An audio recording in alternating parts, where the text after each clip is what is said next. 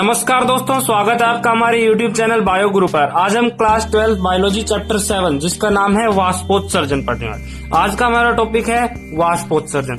वाष्पोत्सर्जन होता क्या है? पादपों के विभिन्न वायवीय भाग जैसे तना, पत्ती और जो वायवीय भाग होते हैं मूल को छोड़कर पादप के अन्य जो भाग होते हैं, अगर उनसे जल का वाष्प के रूप में उत्सर्जन हो तो उसे हम क्या कहते हैं? वाष्पोत्सर्जन कहते हैं।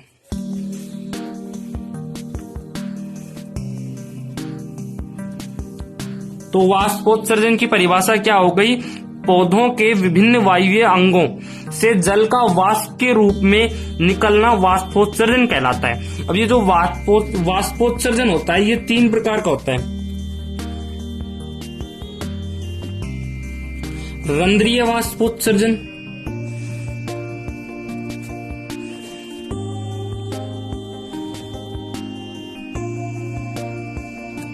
उपत्वचीय वाष्पोत्सर्जन,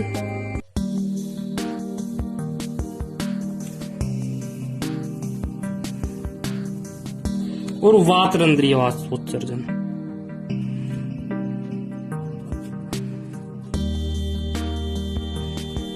जो रंध्रीय वाष्पोत्सर्जन होता है इसमें पादप का जो अंग होता है, जैसे पत्ती होती है, पत्ती की अधिचर्म पर जो छोटे छोटे छिद्र पाए जाते हैं उन्हें रंध्र कहते हैं। अगर उनसे जल का वाष्प के रूप में हानि हो, अगर उन रंध्रों से जल की वाष्प के रूप में हानि हो तो उसे हम रंध्रीय वाष्पोत्सर्जन कहते हैं। तो ये जो होता है कुल वाष्पोत्सर्जन का 50 से 97% भाग रंध्रीय वाष्पोत्सर्जन होता है।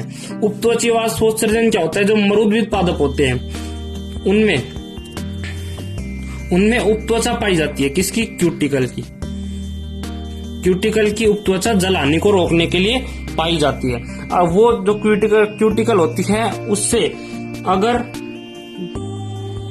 जल का वाष्प के रूप में हानि हो तो उसे हम उपत्वचीय वाष्पोत्सर्जन कहते हैं। यह जो होता है ये वाष्पोत्सर्जन का कुल 3% से 10% भाग होता है।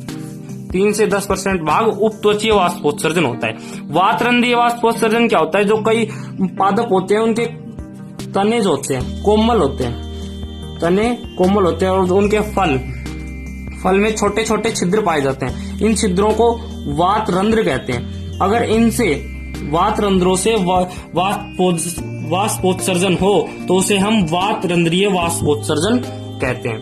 तो जो रंध्रीय वाष्पोत्सर्जन में क्या होता है कि जो पत्तियां होती हैं वो वाष्पोत्सर्जन का मुख्य अंग होती है, क्योंकि पत्तियों पर ही सबसे अधिक रंध्र पाए जाते हैं। वायवीय भाग जो होते हैं तने पत्ती में से पत्ती पर सबसे ज्यादा रंध्र पाए जाते हैं। अतः ये जो पत्ती होती है ये वाष्पोत्सर्जन रंध्रीय वाष्पोत्सर्जन का प्रमुख अंग है। इससे कुल वाष्पोत्सर्जन का 50 से 97% भाग कवर होता है।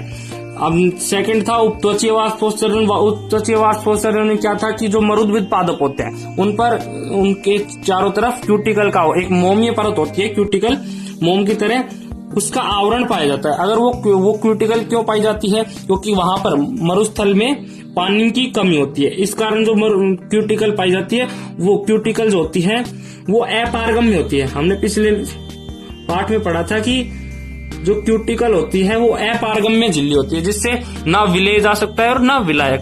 तो क्यूटिकल से जल जो होता है वो विसरित नहीं हो सकता है। जो मरुद्भिद पादप की क्यूटिकल पाई जाती है उस पर कहीं कहीं वो क्यूटिकल पतली होती है और कहीं पर टूटी हुई होती है। अगर वहां से जहां से क्यूटिकल टूटी हुई होती है वहां से अगर जल का वाष्प के रूप में हानि हो रही हो तो उसे हम उपत्वचीय वाष्पोत्सर्जन कहते हैं। यह कुल वाष्पोत्सर्जन का 3 से 10% भाग होता है। तीसरा है वातरंध्रीय वाष्पोत्सर्जन। उपत्वचीय वाष्पोत्सर्जन को हम क्या कहते हैं? ये किसके कारण होता है? क्यूटिकल जो पतली होती है वहां या टूटी हुई होती है वहां से जल की हानि होती है, इसलिए उपत्वचीय वाष्पोत्सर्जन को क्या कहते हैं? क्यूटिकलर वाष्पोत्सर्जन भी कहते हैं। वातरंध्रीय वाष्पोत्सर्जन में क्या पढ़ा था कि ये जो शाखाएं तना होता है या फल होते हैं उन पर छोटे छोटे छिद्र पाए जाते हैं जिन्हें वातरंध्र कहते हैं। उनसे अगर जल की हानि हो तो हम उन्हें वातरंध्रीय वाष्पोत्सर्जन कहते हैं। यह कुल वाष्पोत्सर्जन का ये जो रंध्रीय वाष्पोत्सर्जन होता है ये कुल वाष्पोत्सर्जन का 0.1% भाग होता है, 0.1। तो ये ज्यादा महत्व नहीं रखता है। अब हम पहला पढ़ेंगे रंध्रीय वाष्पोत्सर्जन। उससे पहले हम रंध्र की संरचना और पत्ती के बारे में जानेंगे कि रंध्र की संरचना किस प्रकार की होती है। उससे पहले हम पत्ती के बारे में जान लेते हैं कि जो पत्ती होती है, हमने 11th में पढ़ा था कि जो पत्ती होती है उसकी अनुप्रस्थ काटते हैं तो उस पे 2 अधिचर्म होती है।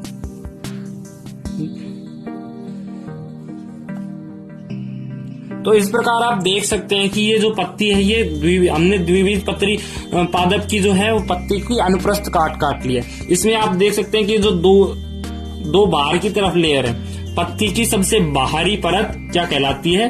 अधिचर्म। अधिचर्म कहलाती है।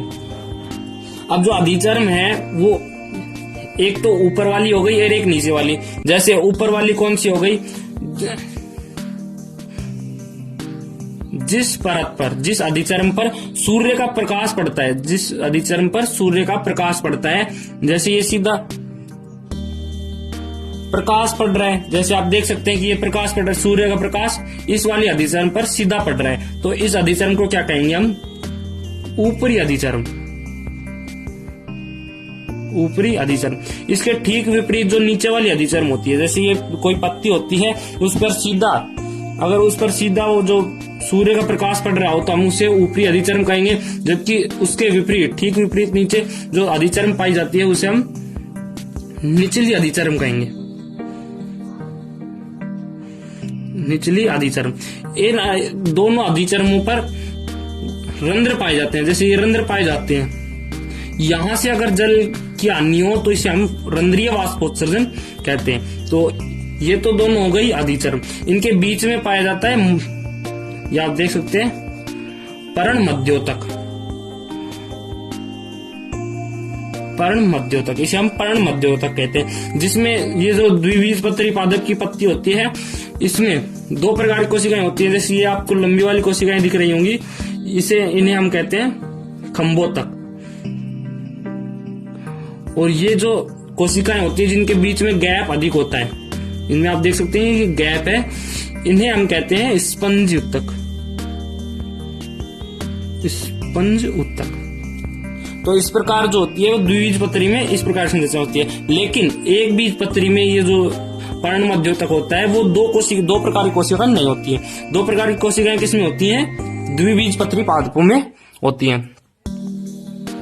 अब जो अधिचर्म पर जो ये रंध्र पाए जाते हैं, इनकी उपस्थिति के आधार पर जो पत्ती होती है उसे 3 भागों में बांटा जाता है। पहला है अधोरंध्री पत्ती। अधोरंध्री पत्ती।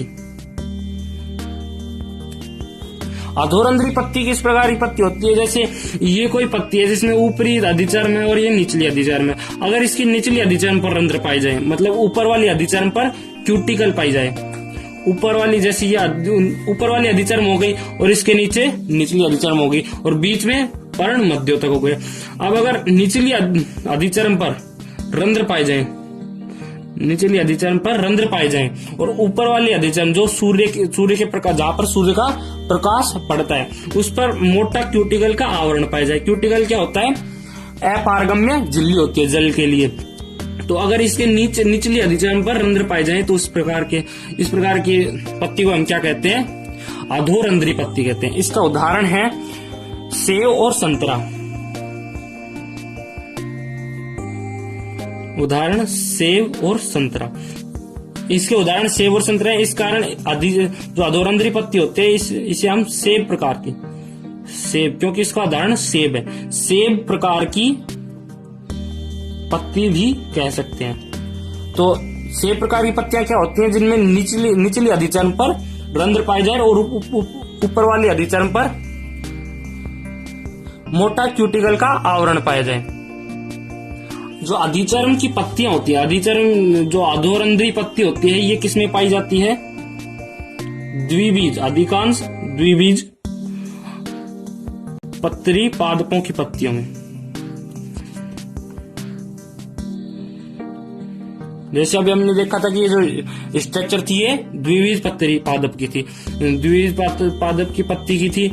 तो इसमें जो है वो ऊपर की अधिचर्म होती है, इस पर मोटा क्यूटिकल का आवरण होता है और नीचे जो है वो रंध्र पाए जाते हैं। ये अधोरंध्री पत्ती होती हैं, जैसे ये अधोरंध्री पत्ती लगी हुई है किसी शाखा पर, ये अधोरंध्री पत्ती है। तो ये अधोरंध्री पत्ती पर दो सतहें होती हैं, एक ऊपर वाली अधिचर्म और एक निचली अधिचर्म। तो ये जो पत्ती होती है ये किस प्रकार व्यवस्थित होती है, जैसे जहां से प्रकाश आ रहा है, ये प्रकाश आ रहा है सूर्य का, तो इसके लंबवत होती है, इसके लंबवत होती है। और जो धरातल होता है मतलब भूमि होती है उसके समांतर होते हैं, समांतर होंगे और इसके लंबवत होंगे। तो इसकी ऊपर वाली अधिचर्म पर क्या पाया जाएगा, मोटा क्यूटिकल का आवरण पाया जाएगा। क्यूटिकल जो एक मोमीय परत होती है, क्यूटिकल मोमीय परत होती है, मतलब मोम की तरह की परत होती है। इस कारण जो द्विबीजपत्री पादपों की जो पत्तियां होती हैं वो ऊपर से चमकीली चिकनी होती हैं, क्योंकि वहां पर क्यूटिकल पाया जाता है। जबकि निचली अधिचर्म पर क्यूटिकल नहीं पाया जाता है, इसलिए वो खुरदरी होती है और रंध्र युक्त होती है, और ऊपर वाली रंध्र रहित होती है। जो अधिकांश द्विबीजपत्री पादप होते हैं उनकी पत्तियां धरातल के तो समांतर और प्रकाश के लंबवत होती हैं, लगी हुई होती हैं। जबकि सेकंड पार्ट है पत्ती के उभयरंध्री का, उसमें क्या होता है, उसमें जो पत्ती होती है वो प्रकाश के तो समांतर होती है, जैसे हम आगे पढ़ेंगे, और जो धरातल होता है उसके लंबवत होती है। सेकंड है उभयरंध्री पत्ती। उभयरंध्री पत्ती में क्या होता है, जैसे कोई पत्ती होती है उसकी दोनों, जैसे पत्ती है इसकी जो ऊपरी अधिचर्म और निचली अधिचर्म में कोई विभेद नहीं होता, मतलब कोई अंतर नहीं होता है।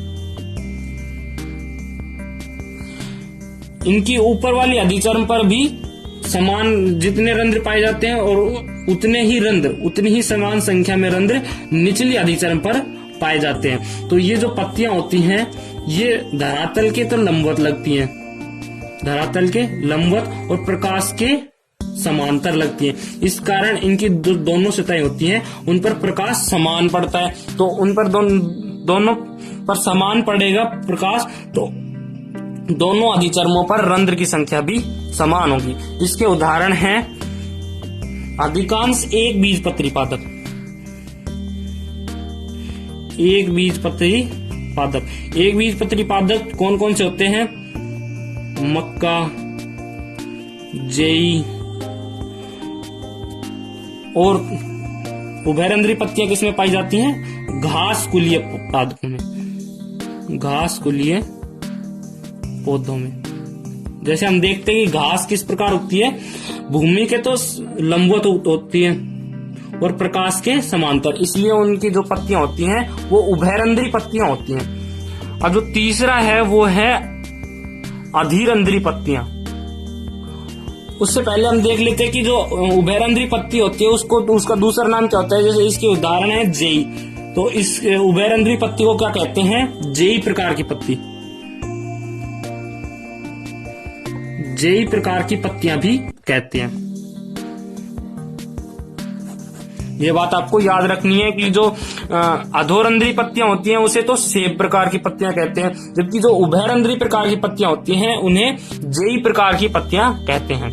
और अधिरंध्री पत्ती जो हम यह भी बता देते हैं कि अधिरंध्री पत्तियां होती हैं उन्हें कुमुदिनी जिसे वाटर लिली कहते हैं, कुमुदिनी प्रकार की पत्ती कहते हैं, क्योंकि अधिरंध्री पत्ती में कुमुदिनी का उदाहरण आएगा। तो देख लेते हैं अधिरंध्री पत्तियां किन्हें कहते हैं। जैसे ये अधिरंध्री पत्ती है, तो इन पर ये अधिरंध्रीय पत्तियां किन पर पाई जाती हैं, जैसे अधोरंध्री पत्तियां तो द्विबीजपत्री पादपों में, उभयरंध्री एक बीजपत्री पादपों में, और अधिरंध्री पत्तियां होती हैं वो जलोद्भिद में पाई जाती हैं।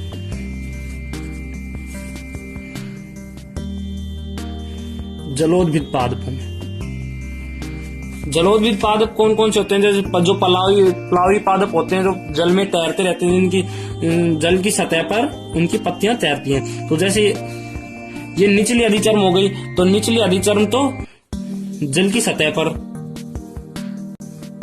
और ऊपर वाली जो अधिचर्म होती है वो प्रकाश के लंबवत होती है। तो ऊपर वाली नीचे वाली जो अधिचर्म होती है वो तो पानी के संपर्क में रहती है, इसलिए वहां पर तो रंध्र पाए नहीं जाएंगे। और जो ऊपर वाली जो अधिचर्म होती है उस पर रंध्र पाए जाए। तो अधिरंध्री क्या हो गई? अधिरंध्री पत्तियां किन्हें कहते हैं? वे पत्तियां जिनके केवल ऊपरी सतह पर रंध्र पाए जाएं, तो उन्हें अधिरंध्री पत्तियां कहते हैं। इसके उदाहरण है कुमुदिनी, जिसे वाटर लिली कहते हैं, और जो अन्य प्लावी पादप होते हैं, जो जलोद्भिद पादप होते हैं, प्लावी पादप जो जल की सतह पर तैरते रहते हैं। तो जो अधिरंध्री पत्तियां होती हैं उन्हें कुमुदिनी प्रकार की पत्तियां भी कहते हैं। अब हम जान लेते हैं रंध्र की संरचना के बारे में। उससे पहले हम एक बार फिर से रिपीट कर लेते हैं कि जो अधिरंध्री प्रकार की पत्तियां होती हैं उनकी निचली सतह पर रंध्र पाए जाते हैं, ऊपर वाली सतह पर रंध्र नहीं पाए जाते हैं, अनुपस्थित होते हैं। उभयरंध्री पत्तियों में क्या होती है कि जो दोनों अधिचर्म होती है उन पर समान संख्या में रंध्र पाए जाते हैं। तो जो अधोरंध्री हो गई उनमें तो केवल नीचे रंध्र पाए जाएं। उभयरंध्री क्या हो गई? जिनमें दोनों तरफ समान संख्या में रंध्र पाए जाएं। और अधिरंध्री क्या हो गई? जिनमें केवल ऊपर रंध्र पाए जाएं, नीचे रंध्र नहीं पाए जाएं। तो आप देख सकते हैं कि आपके सामने रंध्र का चित्र है। इसमें आप देख सकते हैं कि जो ये दो वृक्काकार कोशिकाएं हैं, इन्हें द्वार कोशिकाएं कहते हैं। द्वार कोशिकाएं, ये जो है वो रंध्र, ये इन दोनों कोशिकाओं के बीच में ये जो संरचना पाई जाती है इसे हम रंध्रीय छिद्र कहते हैं।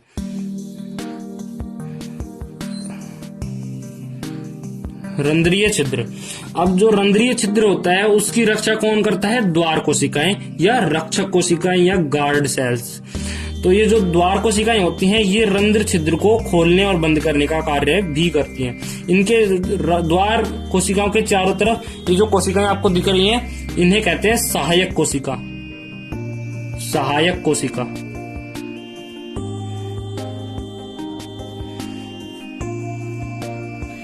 इन तीनों को सम्मिलित रूप से रंध्र उपकरण कहते हैं। हम बता दें कि जो 1 प्रति वर्ग सेंटीमीटर में जो रंध्र की संख्या होती है वो 100 से 60,000 तक हो सकती है। तो आपको बात याद रखनी है कि प्रति वर्ग सेंटीमीटर में रंध्रों की संख्या 100 से लेकर 60,000 तक हो सकती है। इनमें आप देख सकते हैं कि जो द्वार कोशिकाएं हैं उनकी जो भीतरी कोशिका, जो रंध्रीय छिद्र की तरफ कोशिकाएं, जो कोशिका भित्ति होती है वो स्थूलन के कारण मोटी हो जाती है, और जो बाहर की भित्ति होती है वो सामान्यतः पतली होती है। ये जो है ये वाला चित्र ये खुले रंध्र का चित्र है, ये बंद रंध्र का चित्र है। आप देख सकते हैं कि इसमें रंध्र छिद्र है, इसमें नहीं है। तो इसमें रंध्र जो है वो खुला हुआ है, इसमें खुला हुआ नहीं है। तो इसमें भी जो सहायक कोशिकाएं ये रंध्रीय छिद्र इसमें बंद रंध्र में होता नहीं है, और द्वार कोशिकाएं ये हो गई। तो इसमें आप देख सकते हैं कि जो द्वार कोशिकाएं हैं इनकी भीतरी सतह तो मोटी होती है, भीतरी कोशिका भित्ति मोटी होती है, स्थूलन के कारण मोटी हो जाती है। जब सहायक कोशिका से जब द्वार कोशिकाओं में परासरण के द्वारा जब जल आता है तो ये जो कोशिकाएं होती हैं वो स्फीत अवस्था में हो जाती है। स्फीत अवस्था में होने के बाद ये जो पतली भित्ति है ये फूल जाती है, ये बाहर की तरफ दबाव लगाती है, जिसके साथ ये मोटी भित्ति होती है तो इसमें तनाव जो होता है वो अधिक होता है। इस कारण ये कम खिंचती जैसे ये इतनी खिंच गई तो ये कम खींचेगी, जिसके कारण एक छिद्र बन जाएगा, और ये जो कोशिका द्वार कोशिकाएं हैं ये रंध्रीय छिद्र का निर्माण कर लेंगी। और जब इनमें स्थूलन होगा, स्लथ होंगी ये कोशिकाएं, जब इनमें बहिपरासरण हो जाएगा, मतलब ये द्वार कोशिकाओं के अंदर जो जल है वो बाहर निकल जाएगा, तो ये जो कोशिकाएं हैं स्लथ हो जाएंगी, और स्लथ होंगी तो जो स्फीति दाब, वो भित्ति दाब है वो, उसके कारण जो पतली भित्ति है ये अंदर आएगी, और जो मोटी वाली भित्ति है ये भी अंदर चली जाएगी और अपनी पूर्व स्थिति में आ जाएगी, जिसके कारण रंध्र बंद हो जाएगा। तो आप देख सकते हैं कि ये जो रंध्र खुला हुआ है ये दिन में होता है, मतलब दिन में जब प्रकाश संश्लेषण की क्रिया होती है तो रंध्र खुल जाते हैं, क्योंकि इनमें द्वार कोशिकाओं में जो है जल विसरित हो जाता है। जबकि रात में वही परासरण के कारण जल बाहर निकल जाता है, जिससे कोशिका स्लथ हो जाती है और अपनी पूर्व स्थिति में आ जाती है और रंध्र बंद हो जाते हैं। तो फिर से देख लेते हैं वो रंध्र की संरचना को। रंध्र की संरचना जो होती है वो इस प्रकार की होती है। इसमें दो द्वार कोशिकाएं होती हैं। इनमें इनके बीच में रंध्रीय छिद्र होता है। रंध्रीय छिद्र जो होता है उसकी रक्षा कौन करता है? द्वार कोशिकाएं, रक्षक कोशिकाएं या फिर गार्ड सेल्स, ये तीनों इसी के नाम है। ये जो द्वार कोशिकाएं होती है ये द्विबीजपत्रियों में तो वृत्ताकार, जबकि एक बीजपत्रियों में डंबलाकार होती है। किस प्रकार होती है? जैसे ये